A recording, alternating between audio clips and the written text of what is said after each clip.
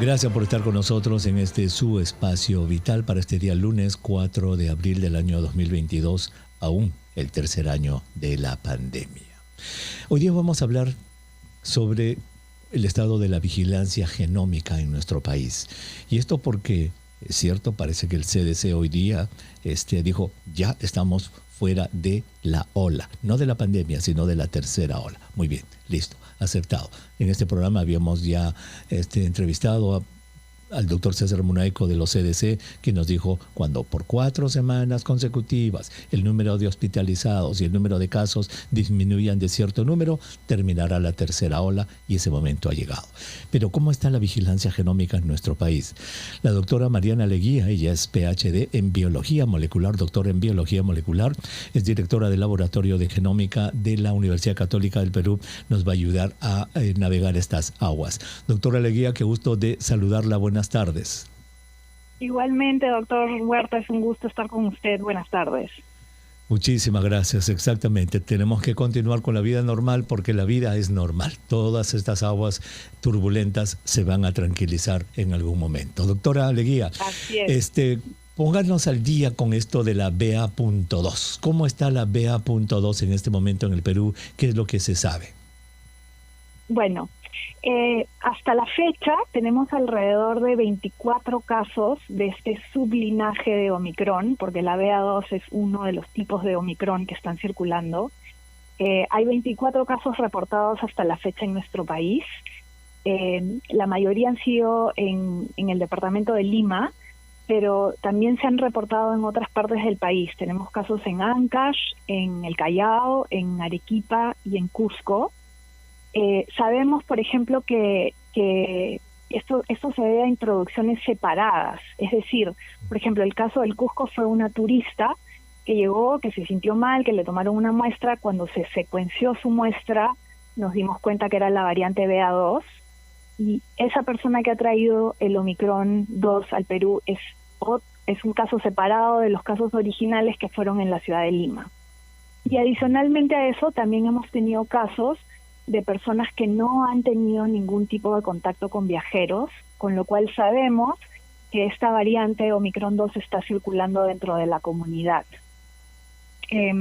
La otra cosa que también sabemos es que la proporción de casos positivos de coronavirus que se secuencian, es decir, la proporción que entran a hacer vigilancia genómica, son minoritarios, son alrededor del 5% de todos los positivos que tenemos. Y estos 24 casos representarían ese 5% que se ha secuenciado de manera aleatoria. Entonces, la realidad es que, aunque tenemos solamente 24 casos reportados de manera oficial, y si esos 24 casos representan el 5%, en realidad estaríamos hablando de un mínimo de alrededor de 500 casos ya en nuestro país. Muy bien, pues como dicen los muchachos de ahora, esa película ya me la contaron. ¿A qué me refiero? A que cuando Omicron llegaba, al principio era así, que hay 15 casos por acá, 5, y cuando nos dimos cuenta explosionó todo y Omicron se convirtió en la variante predominante. Vamos a hacer una brevísima pausa, doctora, y cuando regresemos quiero analizar este tema con usted, ver si va a suceder en el Perú, si es que hay alguna pista como para decir que BA.2 se va a convertir, al igual que en Estados Unidos ahora, la variante predominante, y qué significaría eso. Regresamos. Correcto. Este es su espacio vital para el lunes 4 de abril del año 2022, el tercer año de la gran pandemia. Si usted recién se une a nuestro programa, estamos conversando con la doctora en Biología Molecular, Mariana Leguía. Ella es directora del Laboratorio de Genómica de la Universidad Católica del Perú y estamos conversando sobre el estado de las variantes en el Perú. En este momento, el CDC declaró en el Perú que ya la tercera ola ha quedado ya felizmente superada, lo cual no significa que la pandemia ha terminado. La doctora nos ha dicho que ya BA.2, que es la variante predominante en Estados Unidos ahora, con más del 55% de los casos ya está también en el Perú. Yo le había dicho antes de ir a la pausa que este cuento ya nos lo habían contado antes, que se contaban los casitos de Omicron por aquí y por allá, y cuando nos dimos cuenta, Omicron explosionó y se convirtió en la variante predominante. Doctora, ¿hay algún tipo de indicio, pista pista que pueda indicar que BA.2 se convierta en la variante predominante en el Perú? Sí, definitivamente. Lo que sabemos sobre el Omicron 2 es que tiene una ventaja de crecimiento, una ventaja mínima de crecimiento, pero una ventaja sobre la variante 1. Entonces, cuando hay una cepa que tiene una ventaja de crecimiento, esa cepa por definición se va a volver dominante porque tiene simplemente una ventaja. Y el 100% de lo que está circulando en nuestro país ahorita es Omicron. Es una mezcla de Omicron 1 y Omicron 2.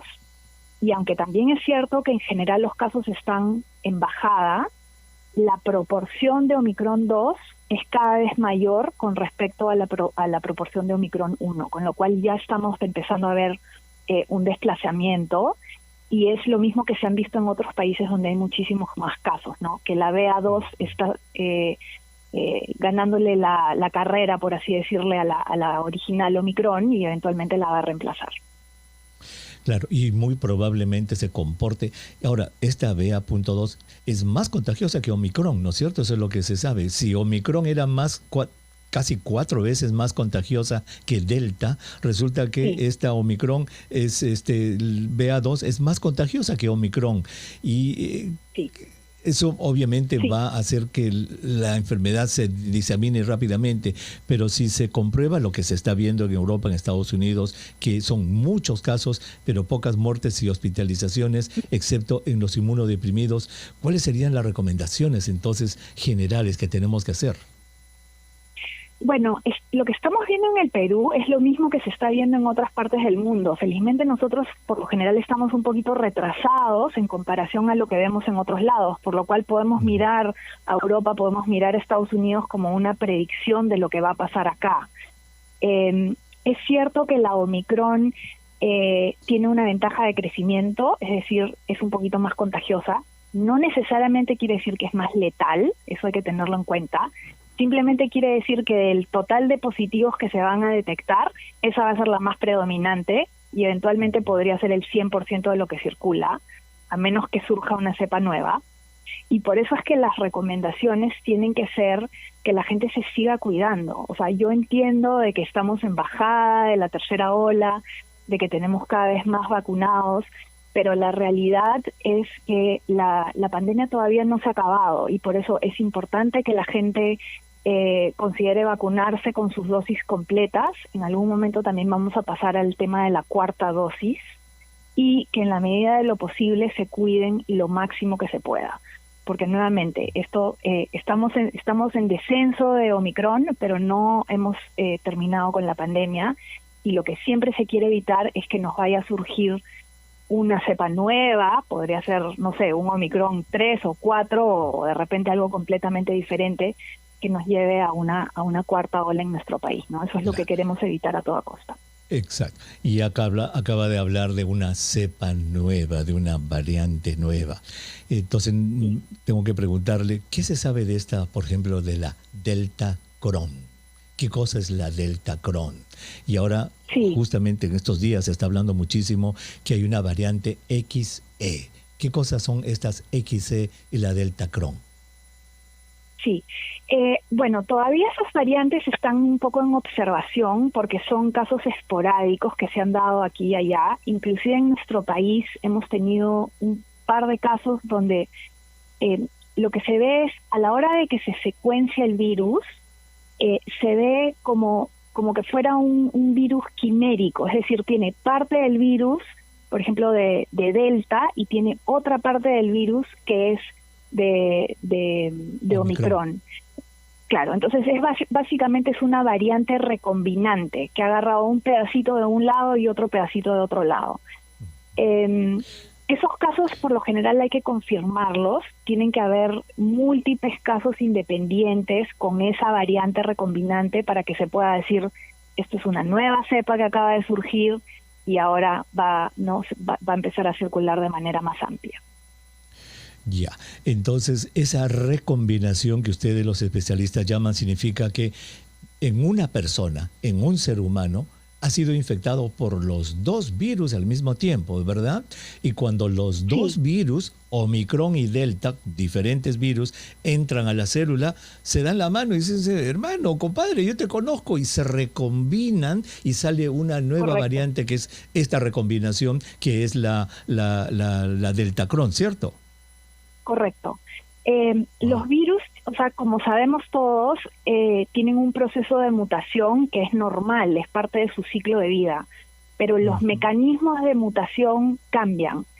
El mecanismo más común es el mecanismo donde la persona está infectada con una sola cepa y a la hora de copiar el genoma se crean errores, o sea, se crean mutaciones muy particulares, que son mutaciones individuales. Ese es el proceso de replicación viral donde siempre hay errores. Esa es una manera de introducir mutaciones.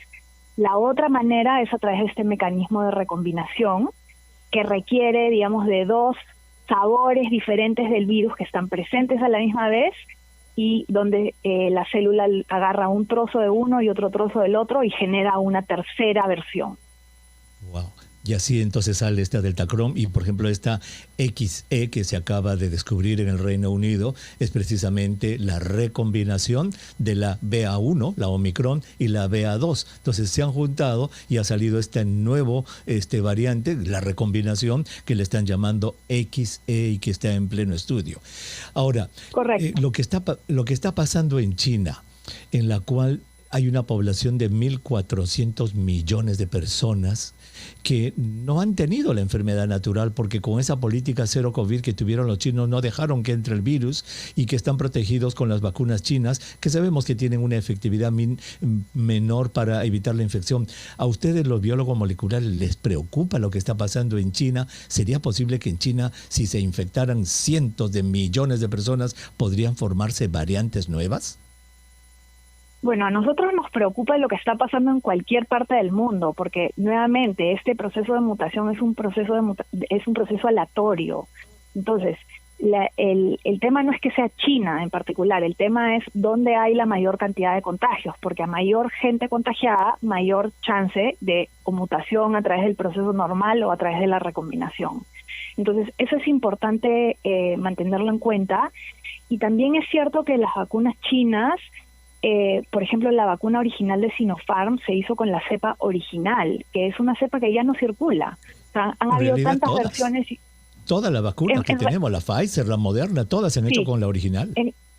En realidad eso es cierto, y en realidad ahorita las únicas dos variantes de preocupación que hay, que la OMS ha dicho que son variantes de preocupación, son la Delta y la Omicron. Todas las demás variantes que hemos visto son variantes pasadas, que ya, digamos, las cepas nuevas que tenían ventajas de crecimiento les han ganado la carrera, y por eso es lo que circula ahora. Entonces tenemos que estar atentos. Sí. Perdón, yo decía China porque China tiene esta terrible cosa que la enfermedad no ha entrado allí. Fíjese lo que ha pasado en Hong Kong. Hong Kong y Corea del Sur han tenido en los últimos 3 meses como el 90% de todas sus muertes con Omicron. Claro, ¿por qué? Porque la población tenían estaba... mucha susceptibilidad. Correcto. Y tener una población de 1.400 millones de personas sin inmunidad natural, parcialmente protegidas por las vacunas, allí se pueden producir, pero decenas, centenares, millones y millones de infecciones, y eso puede aumentar. Yo entiendo, ustedes dicen, nosotros nos preocupamos en todas partes, pero me parece que los expertos están como poniéndole el ojo a China, porque China allí se puede provocar una explosión, doctora. Claro, nuevamente es este tema de que a más casos, más volumen de casos, más chances de cepas nuevas, ¿no? Y en particular, bueno, el tema en China también es preocupante porque al tener una población vulnerable que no tiene una buena inmunidad, ahí se van a presentar más casos de muertes, porque nuevamente si tienes un montón de enfermos y tienes una población vulnerable, ya sea porque no ha tenido inmunidad natural o por la vacunación, va a haber mucho más proporción de muertos. Correcto, entonces yo creo que tenemos que coincidir en lo que coincidimos hace un momento, en que por más que el CDC haya dicho que en el Perú se acabó la tercera ola hoy día, la pandemia, doctora, no ha terminado y tenemos que seguir manteniendo vigilancia y comportarnos de acuerdo a eso. Esto no ha terminado, correcto. ¿Cierto? Muy bien. Yo creo que ese es el mensaje final para nuestros oyentes, señora. Esta pandemia todavía no ha terminado. Doctora, muchísimas gracias por haber estado con nosotros y ayudarnos a navegar este complicado mundo de la virología. Gracias. Muchísimas gracias a usted. Saludos. Gracias. La doctora Mariana Leguía, ella es doctora en biología molecular. Así que ya sabe, señora, esto todavía no ha terminado. La pandemia, la gran pandemia del 2019 no ha terminado. Los números en el Perú no sonríen. La tercera ola habrá acabado. Pero ¿qué vendrá en el futuro? No sabemos. ¿Cuál es nuestra actitud? Sentido común. Especialmente las personas mayores, especialmente las personas vulnerables, por favor, a seguirse cuidando. ¿Regresamos? Regresamos. Los números, nos vamos al cuerpo humano. Maravillosa máquina, el cuerpo humano. Hoy día vamos a aprender de una parte del cuerpo que tiene un nombre raro. Los islotes, las islas, ¿no? Islote es una isla grande. Los islotes de Langerhans.